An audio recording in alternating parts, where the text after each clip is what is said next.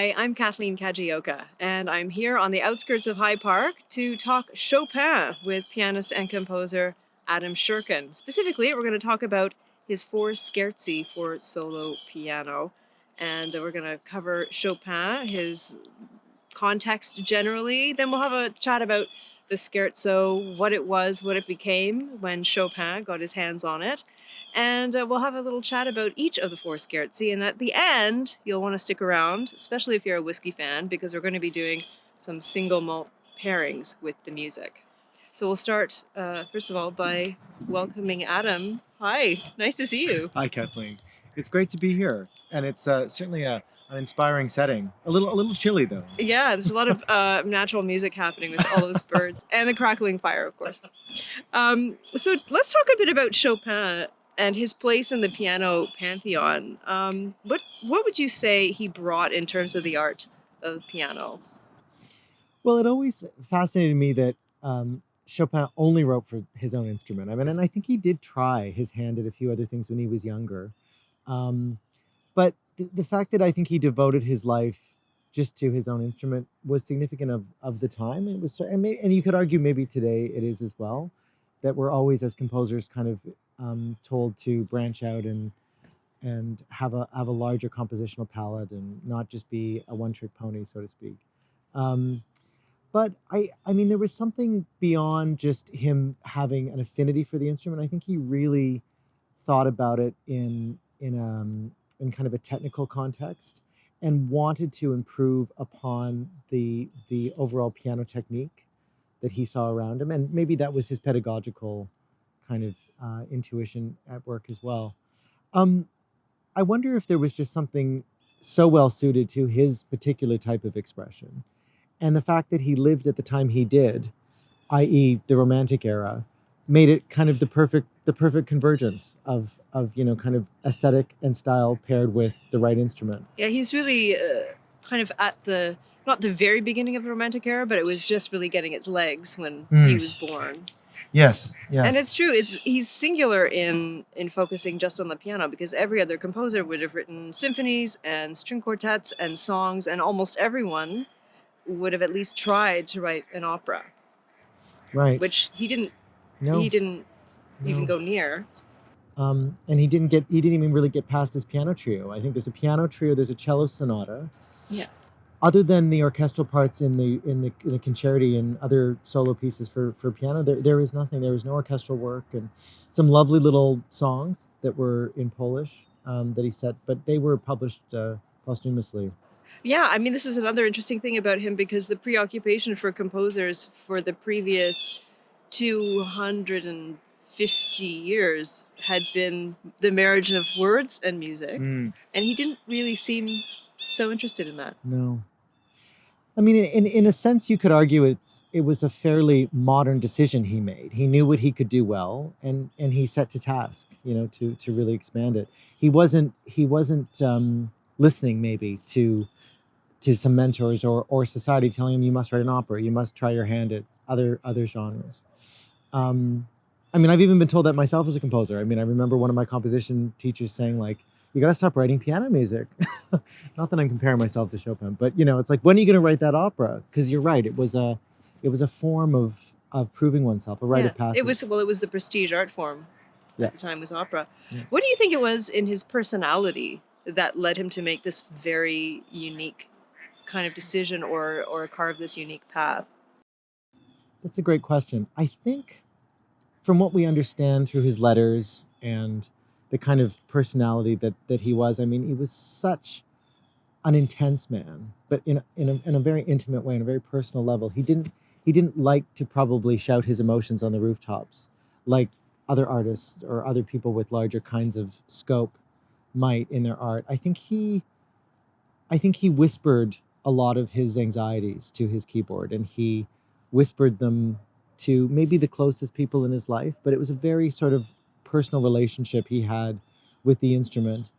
And I think that this unique sort of ability to be a tunesmith. I mean, how did he write such remarkable melody, such compelling tunes that on first listening will hook us? I think there's something in that had to do with his own way of articulating the world he saw around him and heard. Another aspect that's interesting that I don't know a lot about, but I know is part of his legacy with the piano, is that, that was an instrument that was still very much in flux. It had only been seriously used as the main keyboard instrument for, by the time he was born, maybe about 40 years or so. So I know he had a part in helping the technology of the piano evolve. Do you know much about that? I know he had a relationship with Broadwood and Erard in Paris. And unfortunately I don't know much more about the technical details or what his relationship was to the piano manufacturers, but they all were interested in him, especially when he started gaining notoriety when he moved to Paris. I think he was certainly, you're absolutely right, being on the cusp of that very exciting time in the piano's evolution meant that things were changing within his lifetime, and the piano was getting more of a robust sound, more ability to kind of, I think, have a larger dynamic range. The pedal improved. The actual quality of the instrument got closer to what we know today and further away from the forte piano of Mozart and Beethoven. But I wonder if he, I don't know enough about his influence on the technology around, but I think there's been an interesting resurgence in the last 10 to 15 years where just as pianists like to go back and play older instruments from the 18th century, there are full Chopin recitals on the instruments he would have played to kind of, and same goes for someone like Brahms. And because they're as subtle as it is, there is a different concept of sound, and apparently it's wonderful. You really learn a lot about his own approach when you play the kind of instrument he was playing. I'm wondering, from your perspective as a pianist, can you imagine the piano repertoire without Chopin?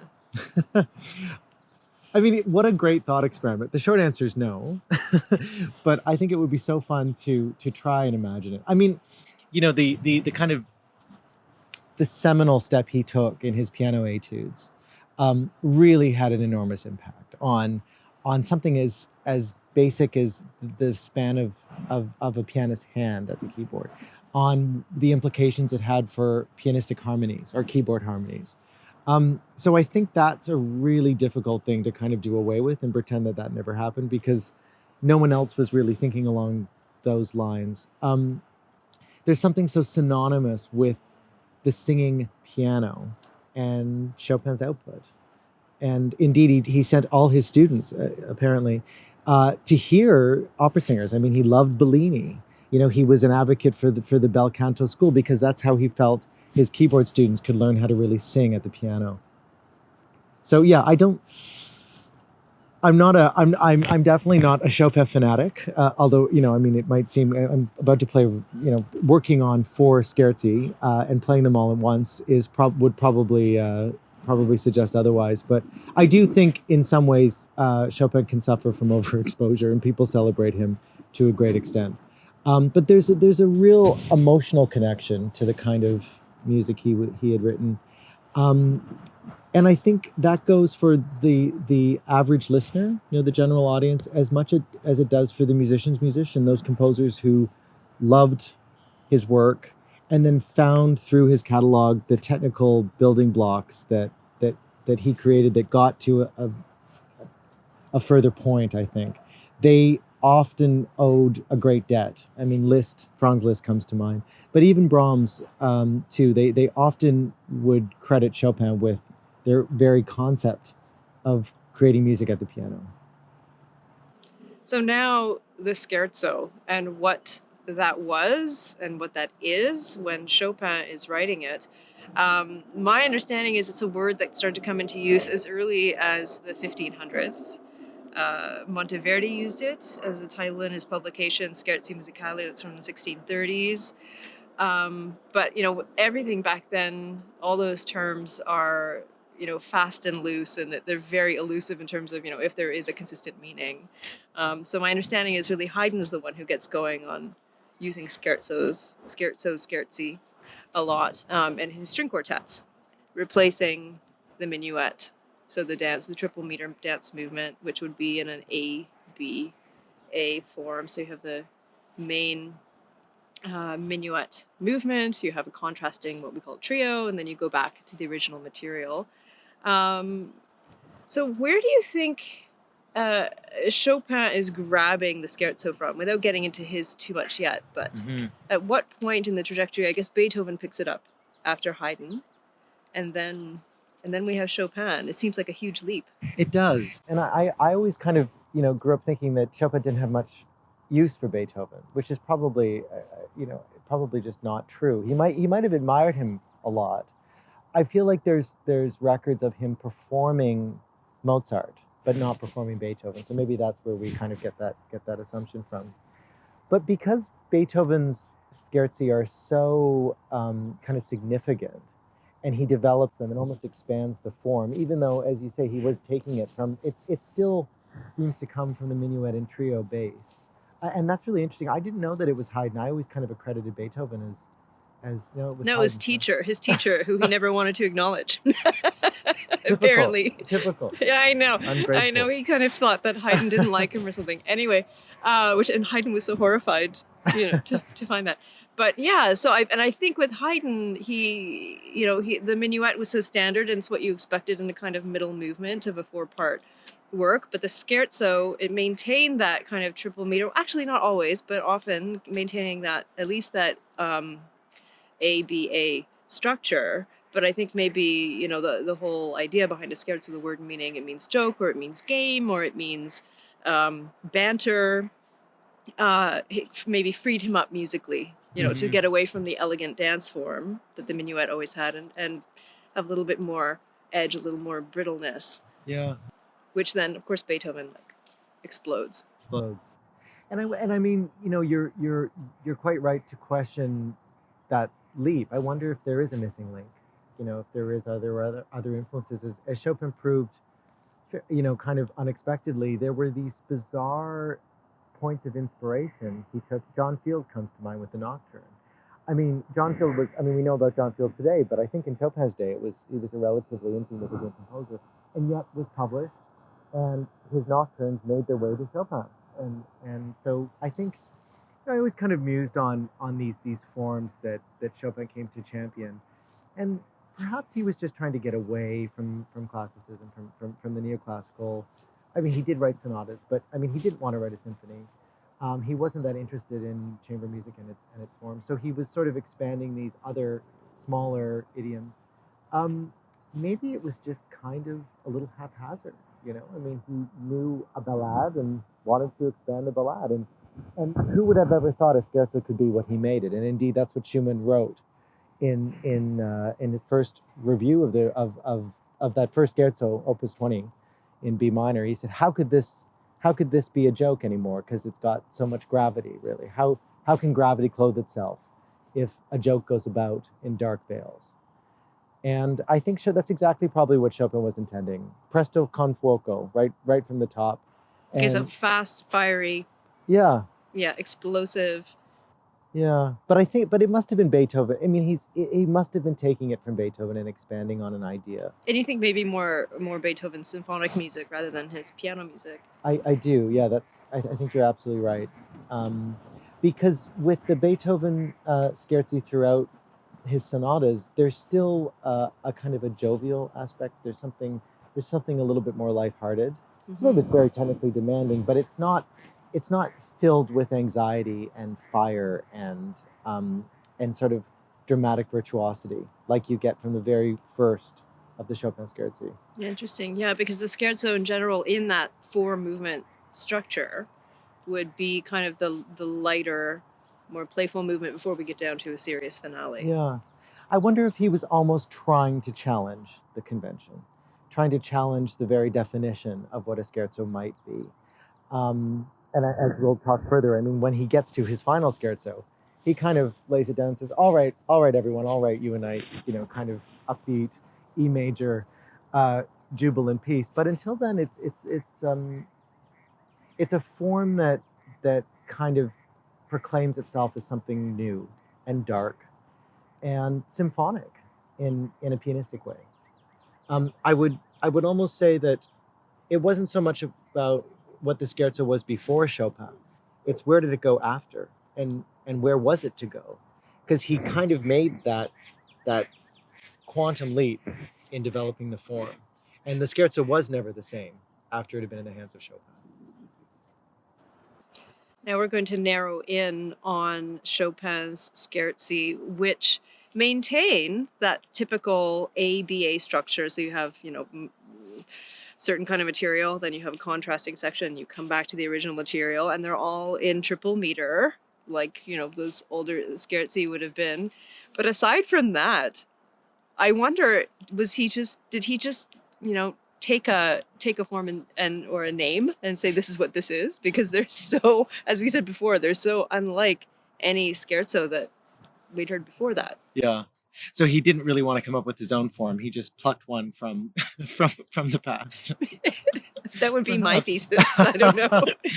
But I think you're right. Not like he tips his hat to its lineage, right? He keeps it in 3/4, which I think is really cute. Yes. Even in these B sections, which don't always have a new tempo marking. I mean, sometimes there'll be a menemoso, but I'm thinking of number 2 in B flat minor. I mean, he goes from B flat minor to A major in the B section, and most people interpret it as a slower tempo, but he never mentions it. So it's almost like trying to keep the integrity of the setting himself maybe just that kind of structure, even if it's a bit artificial, and he works within it. Now, aside from the larger architectural form that they all share, is there something about all 4 that is consistent, or are they each unique? I think they all have technically demanding codas, which is just sort of, maybe that's just more of a technical point. But I think he kind of established in number 1 that this was going to end with a big finish. This is a showpiece. I think he probably wanted them then all to be showpieces of a kind. These were in his pedagogical scope, and he would give his students his own works to learn. These were kind of the apex of difficult piano playing. And I had read actually that when the first scherzo was published, it was considered extremely difficult, and Chopin held it back from a lot of his students because they simply couldn't play it. And Liszt was kind of one of the only people who could really rise to the occasion. Well, I was going to ask, actually, in terms of technical difficulty, where do they sit in relation to somebody like Liszt? Well, not that there is anybody like Liszt. In relation to Liszt. In relation to Liszt. I don't think Liszt wrote too much music that has that type of detailed work and demands. There's something very scary about this music because it's all fast most of the time, and you're kind of exposed. The textures are light. There's an economy of means. There's not one note out of place. In fact, sometimes you feel like you want more notes. And Liszt was someone who often, at least in the earlier part of his output, erred on the side of too many notes. In fact, he was always revising his own work and kind of flushing things out and trying to pare it down. So I think there are, there's a Tarantella, there's some fantasies by Liszt that have that kind of fast, reactive work, finger work.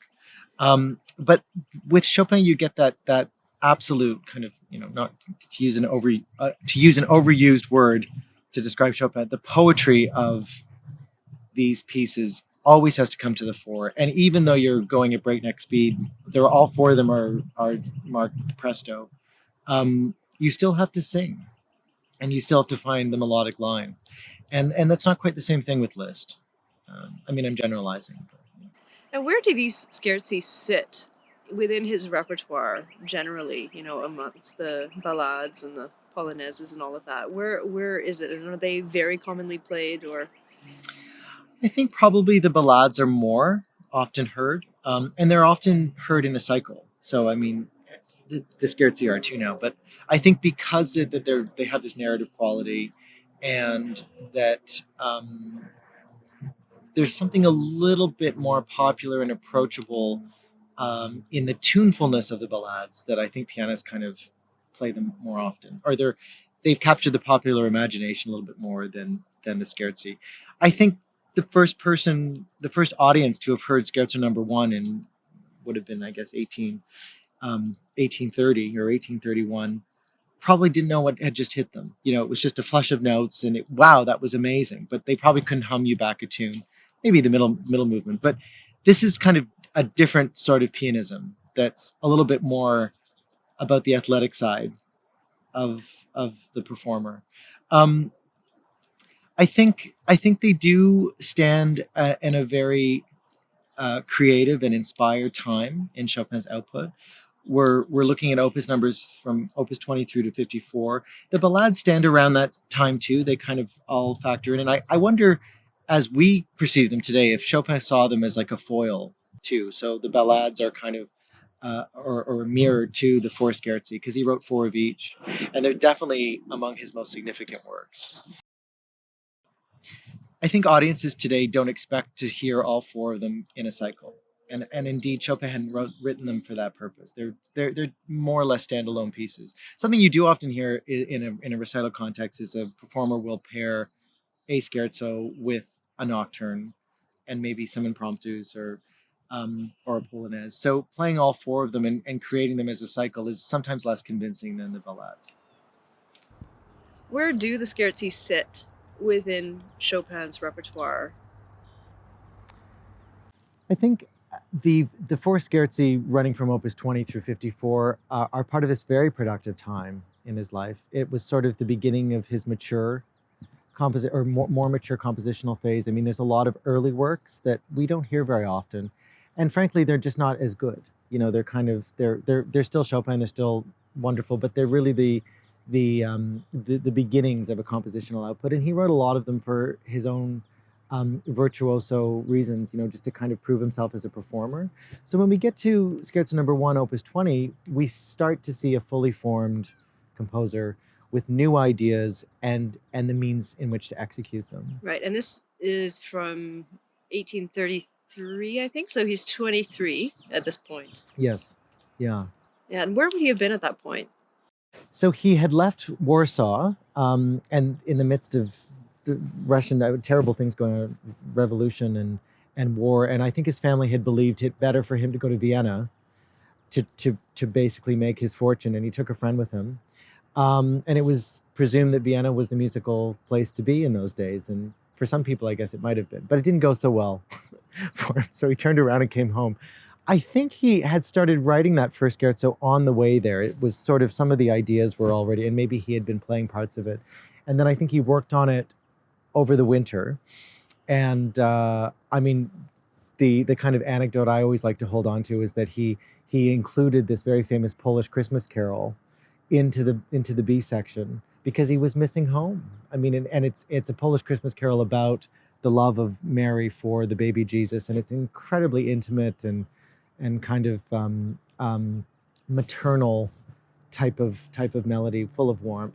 And so I wonder how lonely he really was. And anyway, he finished Scherzo 1, and I think it wasn't published till 2 years later, as you say, 1833. On his 1833 on his way back. So he went back to Warsaw, and then quickly went to Paris thereafter. I think within a few years, and there he remained. He never left France. So you've mentioned the technical challenge of that first scherzo, but what is it like musically? What are its musical qualities? I think of the four, it's the most polarized because there's this extreme anxiety and darkness, and I mean, it's harrowing in some parts. It's got this kind of headlong rush in the A section, and that contrasts with this beautiful, warm, lyrical B major B section.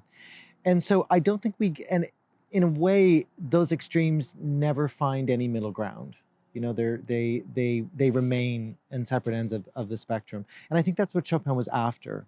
It's like this kind of emotional seesaw, and it's stark. It's a stark change. Probably the most stark example is at the end of the B section. We get these two jolts of these very dissonant chords, and then we're right back into the A section again, without any transition or hint. So I wonder if it's kind of the musings of a young person who does feel things very deeply, in extreme, and doesn't necessarily know how to reconcile both sides of that kind of mental state or that emotional state. Um, I think Chopin also sort of laid down the gauntlet for his own kind of development, as it were, with these Scherzi. He put a lot in to this music, emotionally speaking. I mean, as well as the technical things that we've touched Well, on. But yeah, they seem very physical. they are physical, yes. And as such, they're a bit of a ride. They're a bit of a journey. Like you don't always feel great after you come off stage playing these things. I mean, and I don't think they're meant to. They do take a lot out of you, much like a very emotional monologue might an actor, or a gripping aria might a singer. So I think that applies to all four of them. That these are kind of demonstrations of artistic prowess, technical prowess, and their emotional journeys too. So how long after the first scherzo does the second scherzo come?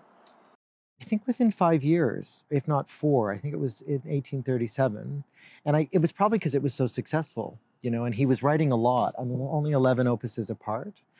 Um, and indeed, the second scherzo is probably the most accessible of them all. I mean, it's good for students, it's good for professionals, it's good for everybody. How so? I think there's a lot of very, very gratifying material that's not too difficult, and it sounds difficult. And there's a lot of, in contrast to what I was describing earlier with the first scherzo, there's a lot of connecting threads in the second.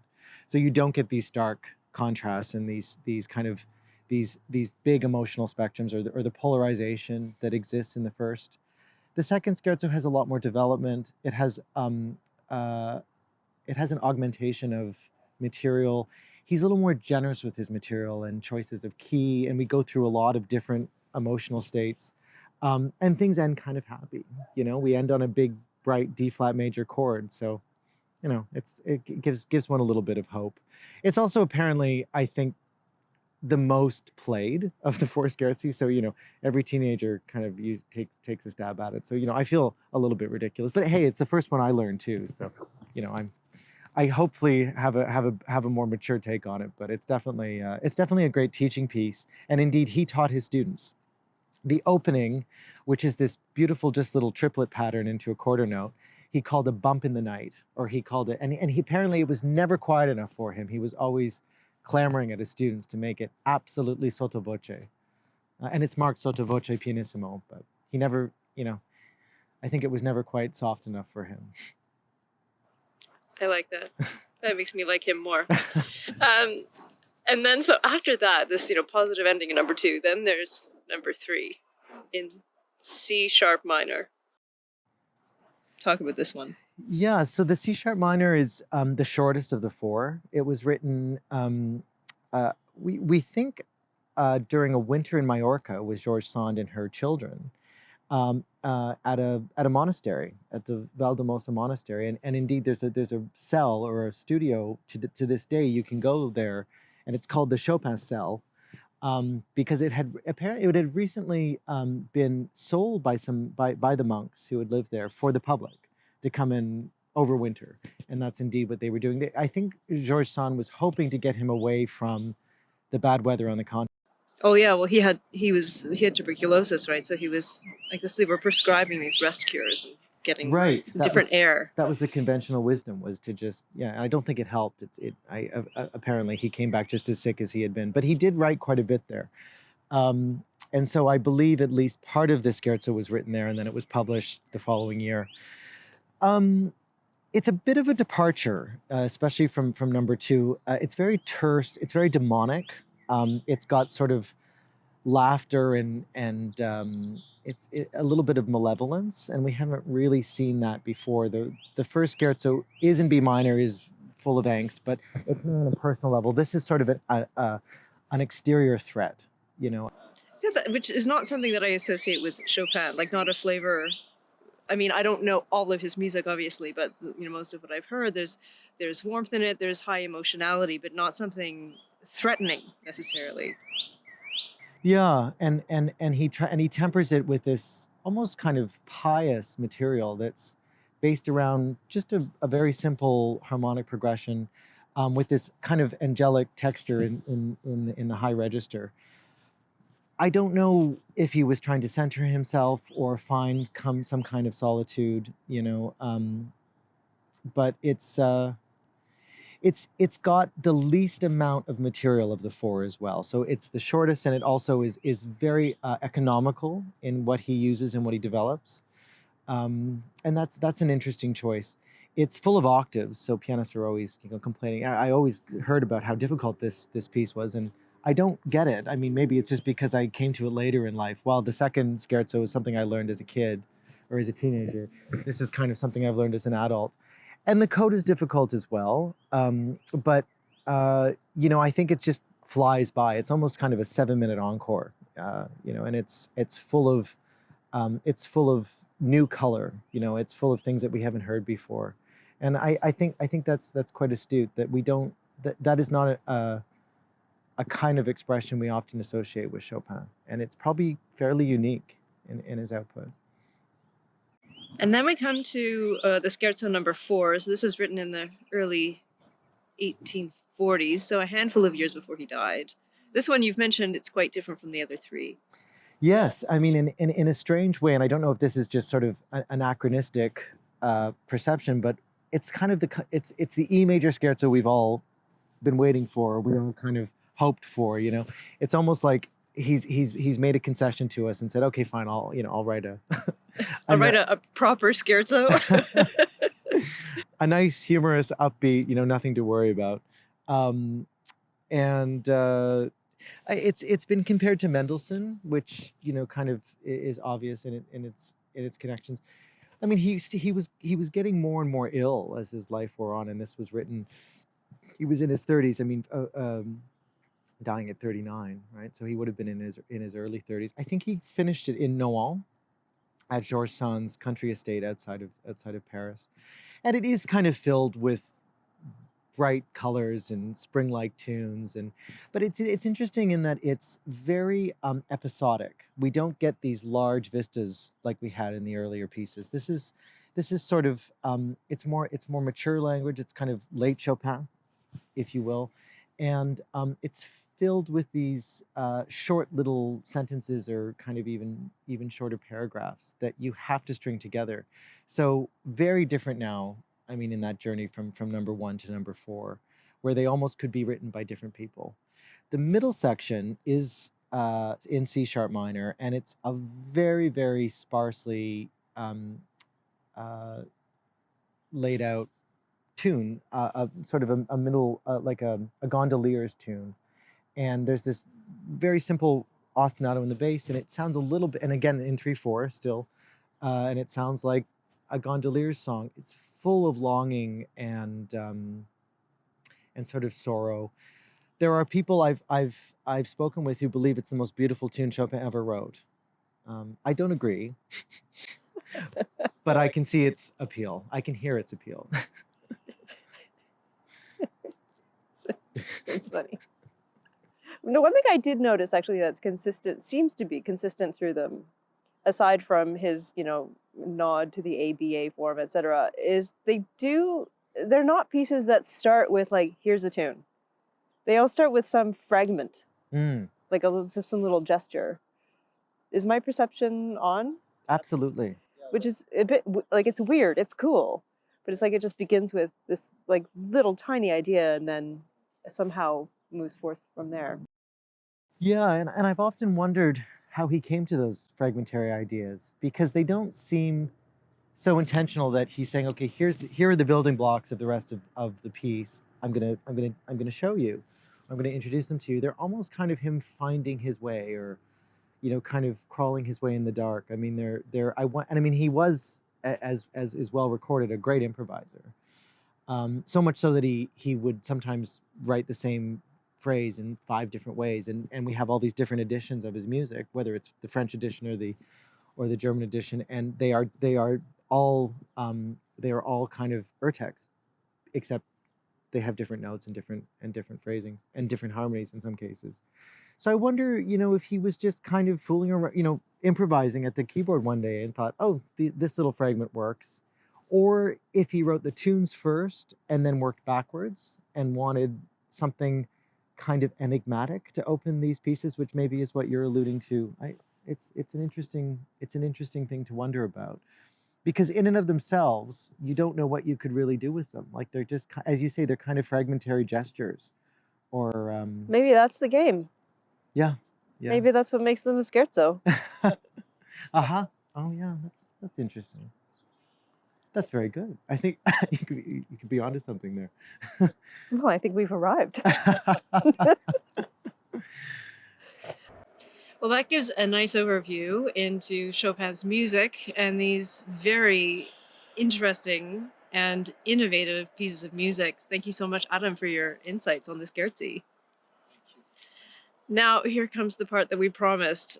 When Adam invited me to chat with him about Chopin, he also set a little challenge, a whiskey challenge, specifically to pair single malt scotches with each of the Scherzi. Since I'm a bit of a single malt nut, this is right up my alley.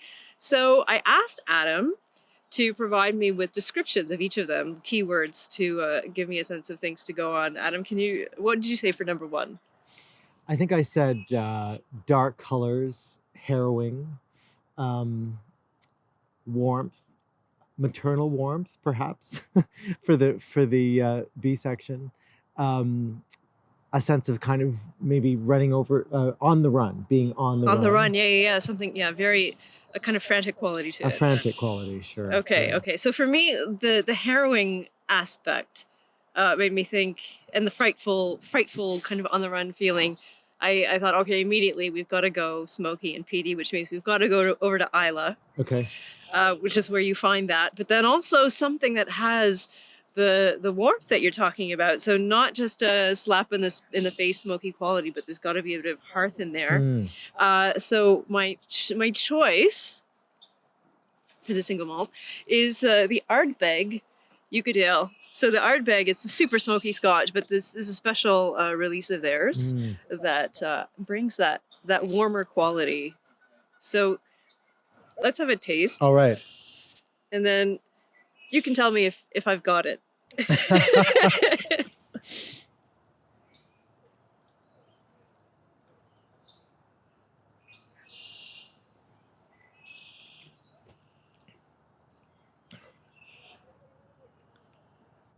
Wow. Yes, I think you have got it perfect. It's wonderful. It's got such and it shifts so beautifully.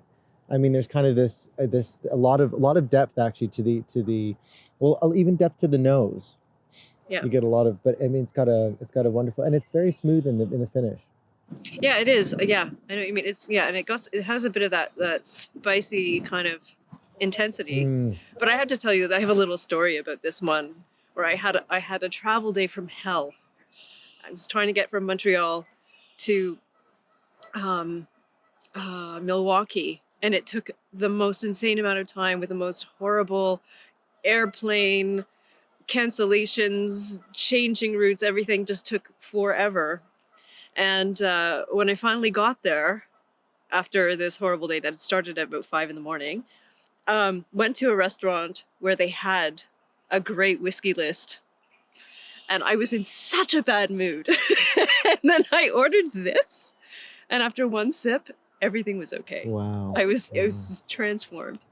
That's wonderful. And thank you for bringing this bottle. I mean, it's a special cask. Well, it's not. It's one that it's the normal one you can get, but their flagship is their 10-year-old. Okay. There's a quality of reassurance and comfort at the end of it. I feel like, as it kind of lingers. So right. So as aggressive as it is on the front, then there's that. Yeah. Quality. Wonderful. Perfect. Thank you. Cheers. We are now in the Chopin Whiskey Challenge Part 2, pairing a single malt with the Scherzo No.2 in B flat minor. And Adam provided me with keywords to give me something to go on. He said dark colors. He said large vistas, waltz or memory of a waltz, lullaby, courtship, and old age.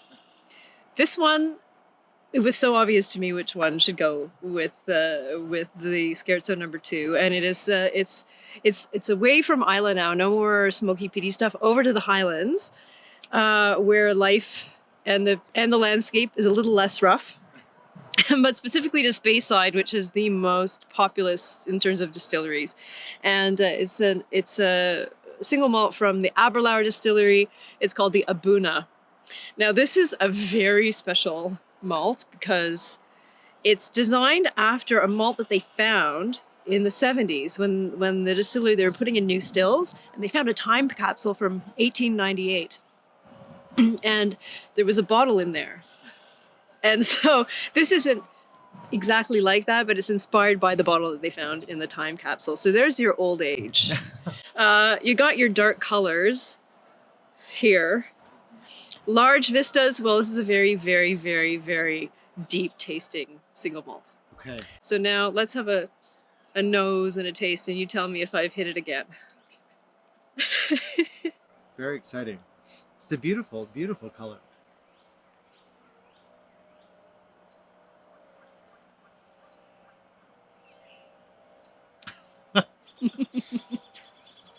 Wow. Oh, yeah. Wow. Absolutely amazing. I've never quite had a single malt that tasted like that. It's really unique and so layered and colorful, and it's like a universe. I mean, it's very, very well selected. It Thank you. perfectly matches the second Thank scherzo. you. I think the second scherzo is the most popular, and with good reason. But it has an approachability to it. You know, it has there's access for, even on a first listening, people to really love it and remember it. And this Scotch does the same thing. Well, it's that Speyside quality, if I may bring it back to single malt from music, but where, you know, as I say, it's not an aggressive style. It's sweeter, it's smoother, and again, as you say, approachable, but not without layers. And in this one in particular, because I should also add that the alcohol level is like through the roof in this one. It's actually illegal in Norway. That's how high it is. But it has such a striking depth to it, which I think jives with Chopin. Absolutely, absolutely. For whiskey pairing challenge number 3, the third scherzo, Adam, you gave these words for this number 3 in C sharp minor: dark red, somewhat Mediterranean, exotic as in streams of southern light, demonic versus wintry cheer, terse, austere, prayer, lightness from above. So with these words, also listening to the piece, I immediately thought of going back over to Isla, where everything's smoky and peaty, or mostly smoky and peaty, and specifically to the Bruichladdich distillery, because they make a spirit that is so bold and so big. It's definitely something that grabs you right away, just like, you know, the way that this scherzo does. And specifically to their peated line. So their peated whiskeys are called Port Charlotte. And but then the straight up Port Charlotte was maybe not incorporating the warmer parts that you talk about, like the red color and that southern light and that wintry cheer. So then I went to a very specific bottle that I happen to have in my cabinet. It's called the MRC 1. Where is it? There it is. The MRC 1. Wow. MRC refers to Mouton Rothschild cask. Okay. So it's finished in a French wine cask. So that's where this color comes from. And Wow. so now just, you know, nose it and sip it and tell me if I've got 3 in a row.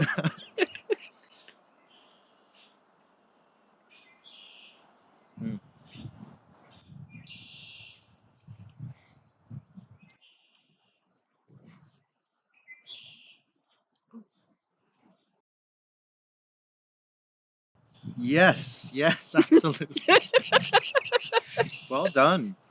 Yeah, it's bang on. It's got a fire to it, but then it kind of warms up and it mellows out in a lovely, and maybe in that wintry yet kind of cheerful way. Yeah, there's something on the roof of the mouth of it that is that winter cheer to me. Okay. That doesn't Yeah, sound yeah. too oblique or strange. Absolutely. But yeah, I think because of the wine finish, that gives it a sweet element. Okay. But then, rather than if it was just aged in the usual like ex-bourbon cask or even a sherry cask, but that wine, can you taste it? It's just lingering there at the end. Yeah, and it kind of mellows things slightly, or does it just take a little edge off? I think so, or it adds another veneer. I don't know. Maybe it also gives that Mediterranean thing we're after. I think you could be right about that. I mean, not. I mean, a grape in the Mediterranean is an obvious connection, but yeah, there's something about what sun does to grapes in that part of the world, and maybe that's making its way into this too. True. Very good. And you know, this famously difficult coda for Scherzo No.3 reminds me of this whiskey. It's got lots of texture and sort of something granular and yet very, very fiery about it. Absolutely like the coda of Scherzo No.3. Now we are on to the last installment of our Chopin and single malt pairing challenge. Adam provided me with the following words regarding the Scherzo No.4: deft and light-footed, glimpses of Mendelssohn, humor and capriciousness, spring-like buoyancy, green, blue, yellow, fragrance and blossom, doleful gondolier song. So for this, I felt again that we needed to cross Scotland away from Islay and back again to the Highlands, where the landscape and the whiskey are both smoother. And in taking in these descriptors and the music, two distilleries came to mind. And for this, it bears discussing a little bit about the effect that stills have on the nature of a whiskey. So the stills, that's, you know, the vessel through which they distill the beer that they make into the spirit. And the length, the height of the still has a huge impact, because the longer the neck is, the lighter the alcohols are that actually make it all the way up to the top and get back down and become the spirit. So I know Glenmorangie is a distillery that has very, very tall stills. I think Glengoyne's also are pretty tall. I think Glenmorangie's at the tallest. Anyway, so what I've chosen are two, the Glenmorangie original and the Glengoyne 10. And I'm leaving it for Adam to decide which one best fits the Scherzo No.4. So why don't we start with the Glengoyne? Okay. Love.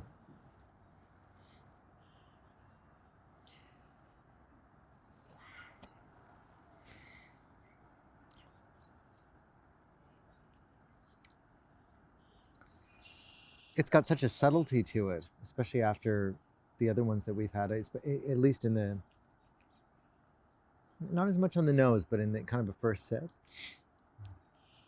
It's quite sweet. Yeah, it does, and it sweetens up as you get to the finish of it. It compares to the Scherzo insofar as it's carefully considered and kind of well crafted. It doesn't hit you with a big forte in the opening like some of the other ones do. And it's a bit of it's got a bit of wisdom. You know, it's kind of got an older person's perhaps take on life, and A little mellower, a little less hyper. Yes, absolutely. But very interesting. Very interesting. Okay, so and the other one is This is the Glenmorangie original, which I Okay. think is a 10-year-old.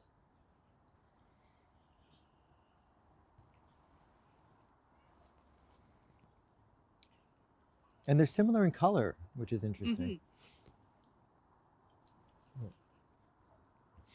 Oh, Must make a bit of a difference which one follows which, right? I mean, you kind of have the lingering. Would you say there's a bit more peat involved in the no, I think that's just a little water in our glasses from Oh. that one. That opens it up a bit. It opens it more. But it does seem to have a brighter note in it. Hmm. And I was thinking I should find one that has a touch of a citrus vibe in it to go with the Scherzo. Uh-huh. because of that kind of verdant quality. Yeah. And the greenery. I would say the sun of Scherzo No.4 is not the sun of summer. No. It's definitely a kind of a springtide profile. I have to go with the Glengoyne. Ah, okay. How does it win over the Glenmorangie strictly for the purposes of matching with the Scherzo, not on the quality of the spirit? I think they both have their qualities. I would say, I mean, if we really wanted to categorize each, that the Glenmorangie is probably more suited to the B section. Okay, so maybe we need to. Maybe we really do. For this one. That was very astute of you to, I think, because you know there's such subtlety in the A section of Scherzo 4, and there's less subtlety in the B section, even though it's very beautiful and carefully wrought. But it's kind of a personal utterance from Chopin, one of his last in that kind of mode. And the A section is a little bit brighter and bubblier and but yet subtle. And is hard to kind of grasp, which I get more from the Glengoyne than I do from the Glenmorangie. Interesting. Well, this has been a fun experiment. Thank you for the challenge. Thank you. And I hope you found this as entertaining as we did. Well, this has been a lovely afternoon to spend with you in this beautiful environment, talking about beautiful things. Thank you so much, Adam. And there you go, Chopin and Chopin in the form of whiskey.